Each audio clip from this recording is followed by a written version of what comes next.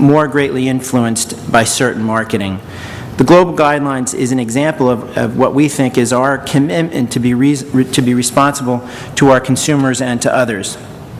Another example of that is our members' participation in the Healthy Weight Commitment Foundation, which you heard something about earlier. The goal of the Healthy Weight Commitment Foundation is to reduce obesity, particularly childhood obesity, by 2015 by helping people achieve a healthy weight through energy balance.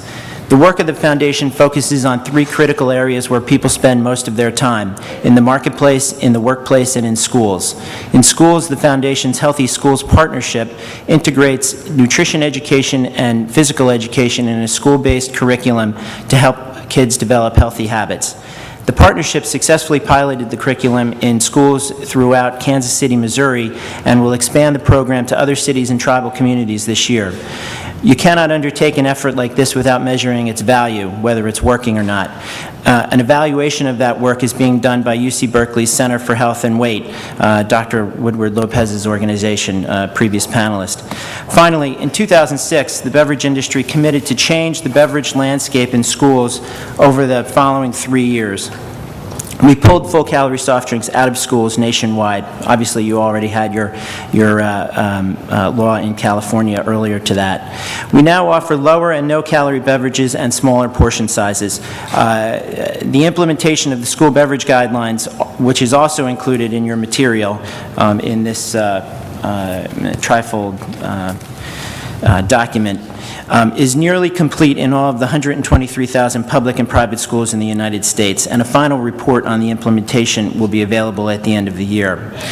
Companies in our industry are also engaged in numerous health and wellness initiatives with local, state, and national nonprofits, including the Boys and Girls Clubs of America and the YMCA. These initiatives are designed to teach children and adults the importance of making good decisions regarding nutrition and health.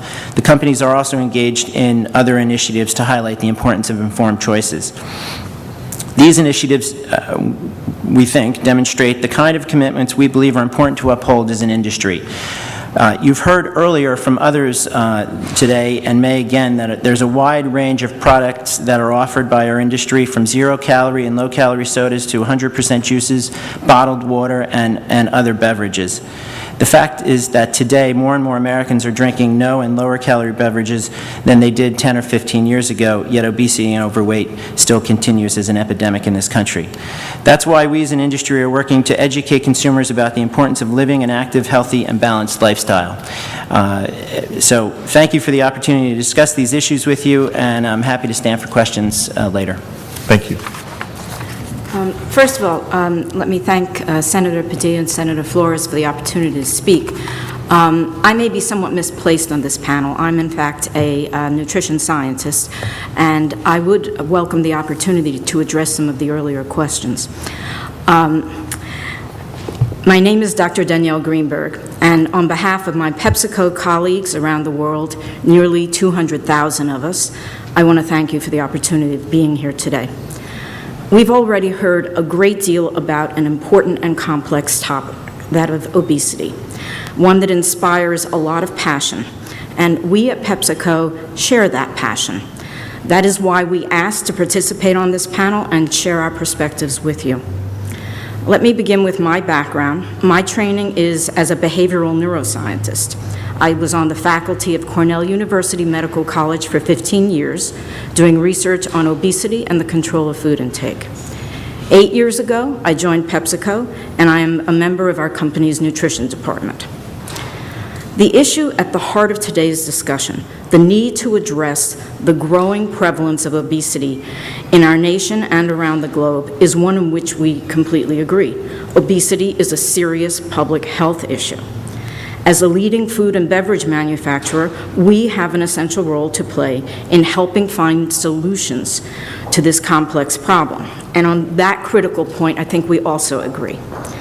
However, as a scientist whose life's work has been devoted to obesity-related issue, I know that there is no easy or single answer to solving the obesity problem.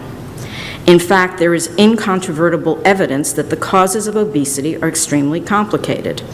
I'd like to quote the National Institutes of Health, the nation's foremost medical research agency, where they said, "The increase in obesity has been fueled by a complex interplay of environmental, social, economic, and behavioral factors acting on a background of genetic susceptibility."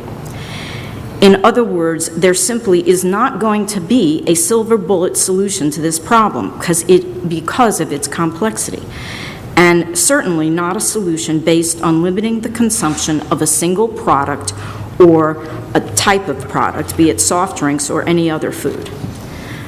I'd like to underscore that point and let you know that per capita consumption of full-calorie soft drinks has declined 3% a year for the last 8 years, from the year 2000 to 2008. And during those years, obesity rates continue to rise. Allow me to repeat that point.